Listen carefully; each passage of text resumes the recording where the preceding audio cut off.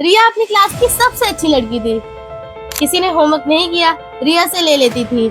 किसी को नोट्स चाहिए, रिया रेडी रहती थी। किसी की बर्थडे पार्टी हो, रिया गिफ्ट लेके जाती थी, चाहे उसको पैसा बचता हो या नहीं। यार रिया कितनी स्वीट है ना, कितनी हेल्पिंग नेचर है।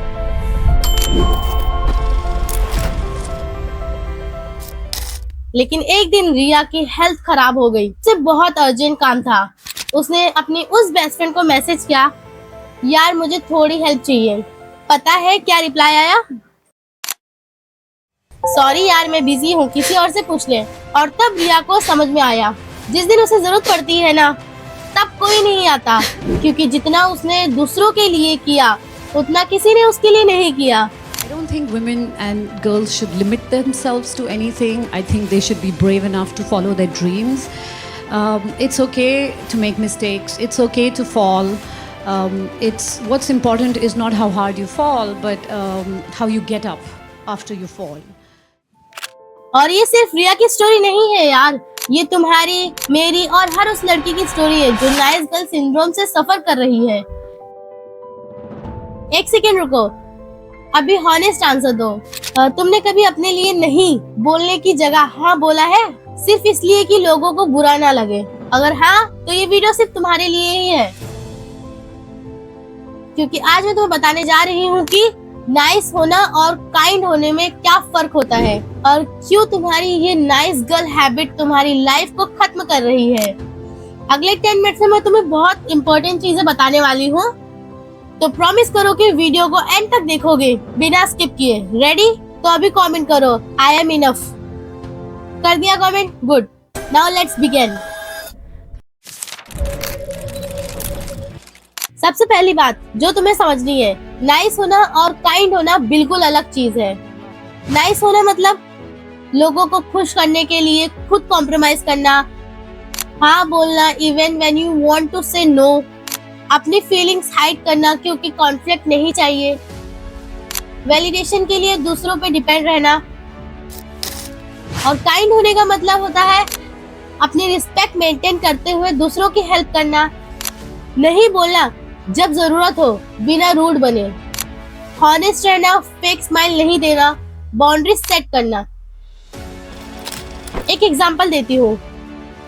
मान लो तुम्हारी फ्रेंड तुमसे 11 बजे रात को कॉल करके कहती है, यार कल मेरा असाइनमेंट है, तू मेरा होमवर्क कर देना प्लीज। नाइस गर्ल क्या कहेगी? हाँ ठीक है यार, कर दूंगी। इवन तो तुम्हें नींद आ रही है और कल तुम्हारा भी एग्जाम है। काइंड गर्ल का रिस्पॉन्स क्या होगा? देख यार, मैं तुझे हेल्प करना चाहती हूँ, लेकिन अभी मेरा भी एग्जाम है कल शाम को अगर टाइम हुआ तो मैं तेरे डाउट्स क्लियर कर सकती हूँ। डील? देखा डिफरेंस? नाइस गर्ल अपने आप को सेक्रीफाइस कर देती है, काइंड गर्ल बाउंड्रीज सेट करती है। तुम्हारे साथ भी हुआ है ना ऐसा, जब तुमने खुद को कॉम्प्रोमाइज किया सिर्फ इसलिए कि दूसरों को बुरा ना लगे? कमेंट में बताओ कौन सी सिचुएशन थी। So if you've ever been put down or told that you're not good enough, first of all, ignore it and use that fuel to push you on towards your dreams. अब मैं तुम्हें बताती हूँ कि ये nice girl habit तुम्हें कितना खत्म कर रही है। जब तुम हमेशा दूसरों को प्रायोरिटी देते हो तो तुम्हारा मन चिंता में रहता है, एंजाइटी बढ़ती है, क्योंकि तुम खुद को कभी इम्पोर्टेंट फील नहीं करती। एक स्टडी कहती है जो लोग एक्सेसिव पीपल प्लेजिंग करते हैं उनमें डिप्रेशन और लो सेल्फ एस्टीम के चांसेस 70% से ज्यादा होते हैं। I called my mom and I was like, Mom, I'm not doing this anymore. I don't want to be a model. I want to leave New York City. This is just something that has gotten to me. And she told me, Ashley, your body is going to change someone's life and you have to finish what you started. The words that I made for myself were, I am bold, I am brilliant, I am beautiful, I am worthy of all, I love you. जब तुम कभी नहीं बोलती तो manipulative लोग तुम्हें target करते हैं, क्योंकि उन्हें पता है ये लड़की कुछ भी कर देगी। मैंने खुद देखा है, मेरे एक कजन की एक फ्रेंड थी जो उससे हमेशा फेवर मांगती थी, लेकिन जब कजन को जरूरत पड़ी तो वो गायब हो गई।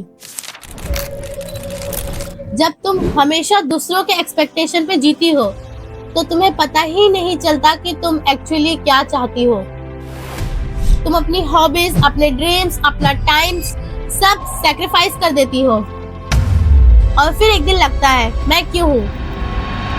एक अनकंफर्टेबल ट्रूथ बताती हूँ, जितना ज्यादा तुम नाइस बनोगी उतना ज्यादा लोग तुम्हें यूज करेंगे और जब तुम्हें जरूरत होगी तब कोई नहीं आएगा, क्योंकि नाइस गर्ल्स को लोग रिस्पेक्ट नहीं करते, वो उन्हें ग्रांटेड लेते हैं। अब तुम्हें लगता होगा लेकिन दीदी अगर मैं हेल्प नहीं करूंगी तो लोग क्या कहेंगे। अरे यार यही तो प्रॉब्लम है, तुम लोग क्या कहेंगे इसके डर से अपनी लाइफ कॉम्प्रोमाइज कर रही हो। मुझे एक इंसिडेंट याद है, मैंने एक प्रोजेक्ट के लिए बहुत मेहनत की थी, लेकिन मेरे एक फ्रेंड ने मुझसे पूरा प्रेजेंटेशन लिखवाने को बोला। लास्ट मिनट पे मैंने हाँ कर दिया क्योंकि मुझे लगा अगर नहीं बोला तो शी विल बी अपसेट। पता है क्या हुआ, प्रेजेंटेशन में उसका नाम आया, मेरा नाम नहीं था और उसने थैंक यू तक नहीं बोला। तब मुझे रियलाइज हुआ नाइस होने का मतलब डॉर्मेट बनना नहीं होता यार। एक मिनट रुको, अपने आप से ये क्वेश्चन पूछो, क्या लोग तुमसे सिर्फ बात करते हैं जब उन्हें कुछ चाहिए?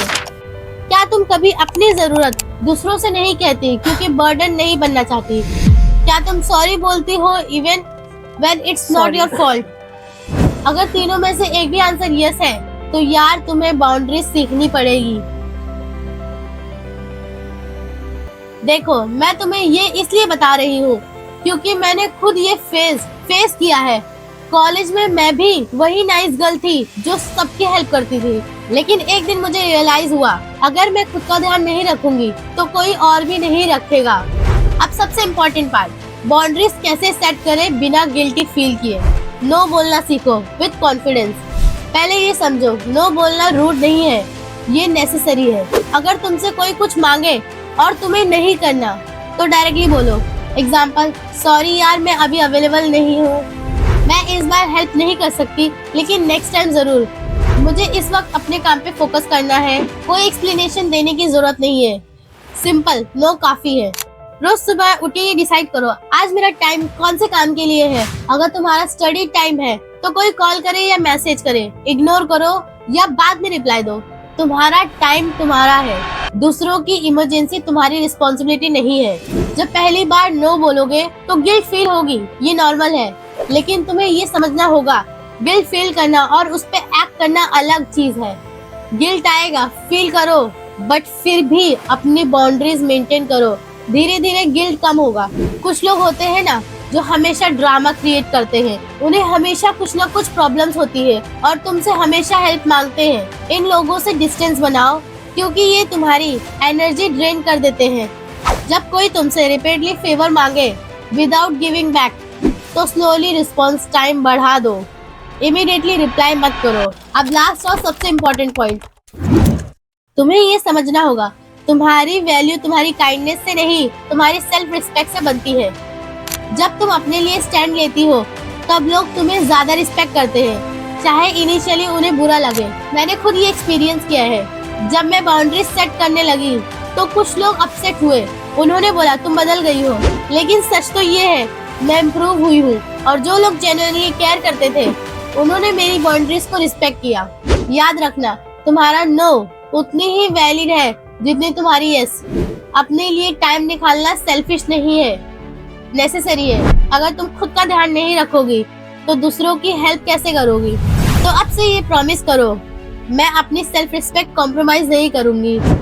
एक लास्ट बात, जो लोग तुमसे सिर्फ तब प्यार करते हैं जब तुम उनकी हर बात मानती हो, वो तुमसे प्यार नहीं करते, वो तुम्हारी कन्वीनियंस से प्यार करते हैं।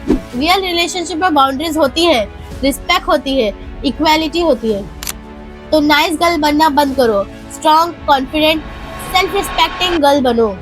तो यार आज से क्या करना है, फर्क समझो और काइंड बनो, पीपल प्लेजर्स नहीं। Mental health, toxic relationship, identity loss से दूर रहो। नो बोलो, गिल्ट एक्सेप्ट करो, एनर्जी वैम्पायर से दूर रहो। वैलिडेशन के चक्कर में खुद को मत खो। याद रखना तुम्हारी काइंडनेस का एडवांटेज नहीं लेना चाहिए किसी को। अगर तुम्हें ये वीडियो रिलेटेबल लगा, लाइक करो। अगर तुमने कुछ सीखा, कमेंट करो। आई चूज सेल्फ रिस्पेक्ट, ये तुम्हारा कमिटमेंट है खुद से। शेयर करो अपनी उस फ्रेंड को जिसे ये सुनना जरूरी है। और हाँ, सब्सक्राइब करना मत भूलना। रिमेम्बर, तुम वही हो जो तुम चाहती हो, not what others expect you to be. Stop being the nice girl, start being the real you. And हाँ, सब्सक्राइब करना भूलना मत। मिलते हैं नेक्स्ट वीडियो में।